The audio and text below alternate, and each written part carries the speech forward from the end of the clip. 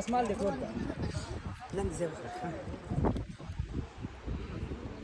علیکم ورحمت الله. دوستانو تاسو به دا خلک په دې غرونو کې څه شی کوي. دا نورستان هغه ساحه ده چې موږ تاسو تقریبا 300 یا 200 کاله مخکې د نورستان نه کیسې موږ اورېدلې وي چې هغه وخت کې دلته اسلام نه و خپور شوی.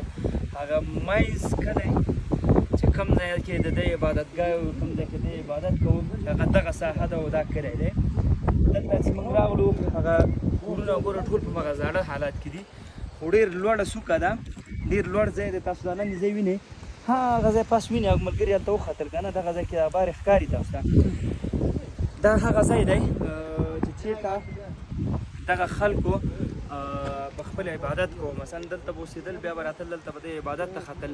دلته حتی د شرابو د جوړولو ځایونه دي هغه تیږې دي هلته به د شراب یې جوړول دلته به عبادت یې هم کوو چې هر څه عبادت و پته نه لګي څه دلته به د شراب هم خوړلې بیا به یې دې ځای نه تېدل خپلو کار روزګار ته. نو دغه ساحه دغه کلي نامه ماته یاده نه ده داسې ښایسته ښایسته مڼې پکې دي چا ته هېڅ نه دي راشکولي. هلته ځو هماغه ځای ته ځو هغه ځای به موږ ګورو خو لږ ستړي شولو ولاکه خبره مه چې زه یوازې ستړی یم که دا نور ملګري ستړي دي نو هلته به خېږو د هغې ځای ویډیو در سره هم شریکوم. فضل الله ورور به دا چارچاپېره ساحې درته همدې ویډیو کې راوخلي تاسو ترې خوند واخلئ او موږ به هغه د ویډیو هم درته خپره کړو. صحیح ده کونج کې دی که نه هو هغه ځای ده وګوره هغه ځای ده ډېر